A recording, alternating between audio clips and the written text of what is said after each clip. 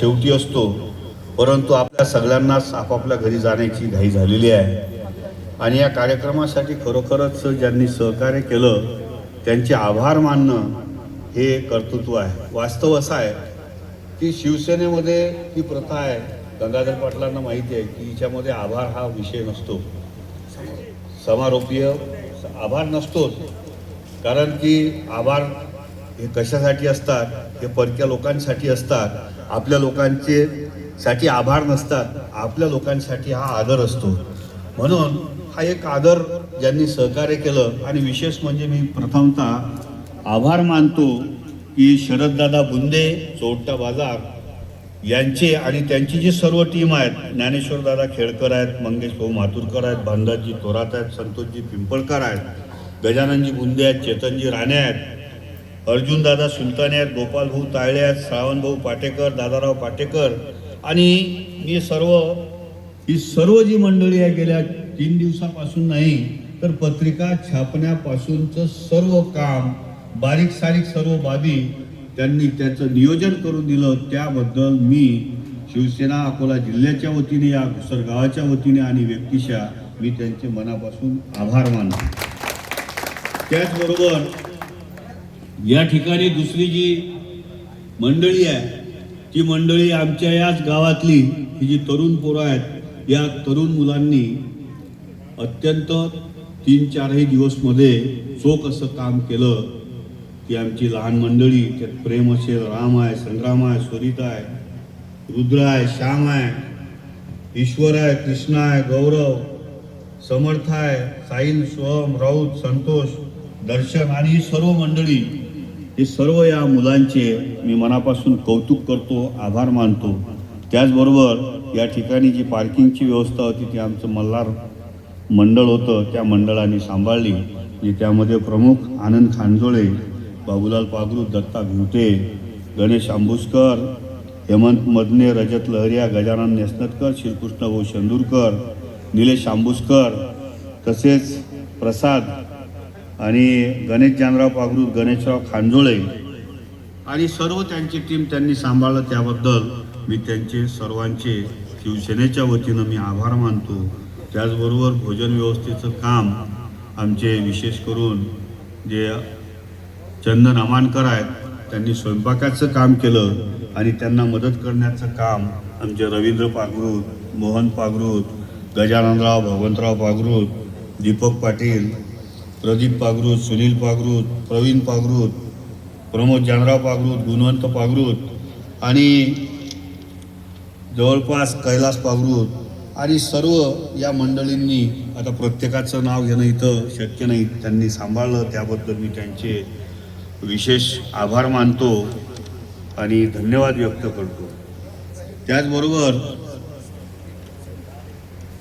सांगतो ना, त्याचबरोबर या ठिकाणी गेल्या 3 दिवसापासून आमचे रामरतन भाऊ घावट यांनी निशुल्कपणाने या सर्व कार्यक्रमाची शूटिंग केली, त्यांचे MCN चॅनलवरून प्रसारण केलं.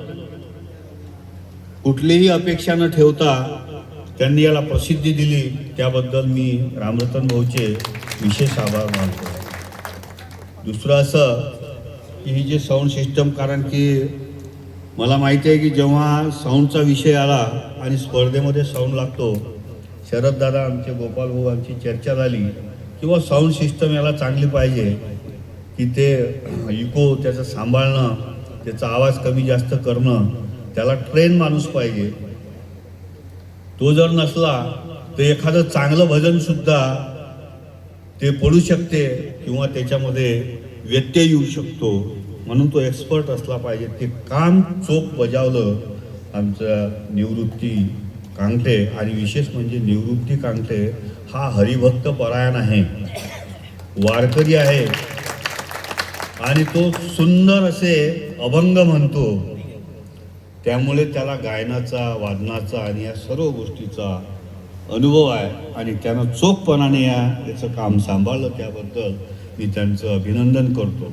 आणि दुसरं असं की हा जो मंडप आहे, हा मंडप, हे जे डेकोरेशन, हा सर्व नागेश पागरू त्यांनी पुरवला. आणि अत्यंत माफक दरामध्ये पुरवला, त्याबद्दल नागेश पागरू यांचे सुद्धा मी आभार मानतो. तसेच त्या ठिकाणी लाईटिंग, कूलरची व्यवस्था आमचे जावई बापू प्रमोदरावजी इंगळे यांनी ते पुरवलं, त्याबद्दल त्यांचे सुद्धा मी मनापासून आभार मानतो. दुसरं असं की जिल्हा परिषदची शाळा, तुमचं विठ्ठल मंदिर, तिकडे ग्रामपंचायतचं भवन आणि सभागृह हे सर्व तिथल्या मुख्याध्यापक सराळे सरांनी उपलब्ध करून दिले, त्याबद्दल त्यांचे सुद्धा आभार मानतो. ग्रामपंचायत भवन उपलब्ध करून दिलं आमचे सरपंच पागरूत सौ दीपाली पागरूत यांचे सुद्धा आभार मानतो. आमचे बाळूभाऊ गवाळे, श्रीकृष्णभाऊ जे भजन आपलं प्रार्थना मंडळ आहे तिथलं श्रीकृष्णभाऊ आंबुसकर आहेत, बाबाराव मिसाळ आहेत, या आमचे बाळू पाटील पागरूत आहेत, यांनी खूप सहकार्य केलं, त्याबद्दल त्यांचे सुद्धा आभार मानतो. कदाचित कोणाचं नाव विसरून गेलं असेल तर मला क्षमा करावी, कारण मी सर्वांचे मनापासून आभार मानतो. आणि विशेष करून की ज्या बातम्या पत्रकार बंधूंनी प्रकाशित केल्या त्यामध्ये आमचे विशेष म्हणजे शहर प्रमुख आशिष दादा गावंडे हे, आणि त्यांच्याबद्दल जर सांगायचं झालं तर ते अकोल्यामधलं जे लोकमत आवृत्ती चालते त्या आवृत्तीचे ते उपसंपादक होते. आणि जेव्हा शिवसेनेमध्ये गळती लागली आणि तेव्हा नितीन बापूंनी त्यांना सांगितलं की आशिष भाऊ, तुम्हाला हे अकोला शहर सांभाळावं लागते. निवडणूक समोर आली होती तेव्हा आशिष भाऊंनी एका क्षणाचाही विलंब न लावता त्यांना होकार दिला आणि लोकमत पेपरचं जे उपसंपादक पद होतं ते पद एका क्षणामध्ये सोडून दिलं आणि शहरामध्ये समाजसेवेचं काम सुरू केलं. त्यांचे आशिष भाऊ गावंडे यांनी ही प्रसिद्धी दिली, पेपरमध्ये बातम्या लावल्यात, त्यांचे मी मनापासून आभार मानतो आणि त्यांच्या सर्व पत्रकारांचे आभार मानतो. तर धन्यवाद. या ठिकाणी कोणी सुटलशील आणि सर्वांनी जे प्रत्यक्ष अप्रत्यक्षपणाने सहकार्य केलं आणि विशेष म्हणजे एवढं सगळं करून सुद्धा जर आम्हाला अशी 13 तारखेपर्यंत अशी पंचायत होती की मला वाटते एकाच मंडळाची नोंदणी झाली होती. आम्ही जेव्हा गोपाल भाऊ आम्ही बसलो आणि म्हटलं शरद भाऊ, आपण तर एवढा मोठा प्रसार केला, गंगाधर पाटलाशी विषय घेतला का हो, मंडळ तर एकच रजिस्ट्रेशन झालं, ज्ञानेश्वर भाऊकडे मंडळाचं होतं, का ज्ञानेश्वर भाऊ काय म्हणलं, एकच झालं, आपल्याला सगळे बक्षीस एकाच मंडळाला द्यावं लागतात की काय सांगावं. पण 2 दिवसामध्ये 14 तारखेला 15 तारखेच्या सकाळपर्यंत मला वाटते 34 मंडळांचं रजिस्ट्रेशन झालं आणि त्यानंतर जवळपास 10 ते 15 मंडळांचे फोन वेगवेगळ्या लोकांना आले की बा आम्हाला घ्या. आम्ही सांगितलं नाही, आमचा जो ठरला होतं 15 तारखेपर्यंत 14 तारखेपर्यंत रजिस्ट्रेशन, 15 लॉट्स पाळणे आणि 16 पासून स्पर्धा सुरू, त्याचप्रमाणे ते काम करण्यात आलं आणि कोणाचंही वेळेवर किंवा कोणालाही संधी अशी दिल्या गेली नाही, नियमाला डावलून. म्हणून की हे जे आयोजन करत असताना फार मोठी कसरत करावी लागते आणि ही कसरत फार मोठी असते. आणखी विशेष बाब म्हणजे अशी की जेव्हा आम्ही स्पर्धेची सुरुवात केली तेव्हा बघ हे स्पर्धा काय असते, कशी असते, कारण मी तर पहिल्यांदा पाहिली. एकदा डाबकी रोडला आमचे सुभाषदादा म्हैसने त्यांनी भरवली होती, तेव्हा पाहिली होती खूप 10-12 वर्षाच्या आधी. आणि एक वेळ स्वराज्य भवनमध्ये मी कधीच पाहिली नाही. मग कसं करा, मग मार्गदर्शन कोणाचं घ्या, तर मग आम्ही मार्गदर्शन आमचे गणेशदादा बेले आहेत की आणि गुरुदास भाऊ गावंडे एकलाऱ्याचे की ज्यांचा नेहमी संपर्क आमच्या इथं असतो.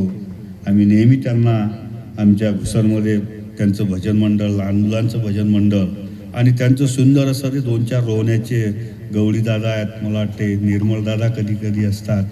आणि ही सर्व मंडळी आमचे कैलास भाऊ यांना बोलावते, गणपती असो दुर्गादेवी, आणि आम्ही त्यांचं मार्गदर्शन घेतलं, त्यांनी मार्गदर्शन केलं, त्यांना सांगितलं प्रार्थना वगैरे काय असते तुम्ही हे सर्व घडून आणा करा. तुम्हाला काय पाहिजे ते आम्ही करू शकतो, पण नेमकं काय करावं लागते ते तुम्ही करा. त्यांनी खूप मोठं सहकार्य केलं, एवढं सहकार्य केलं की ते गेल्या 4 दिवसापासून इथं थांबले. तर त्याच्या अगोदरसुद्धा नियोजनाची बैठक जेव्हा घेतली, गंगाधर पाटील आमचे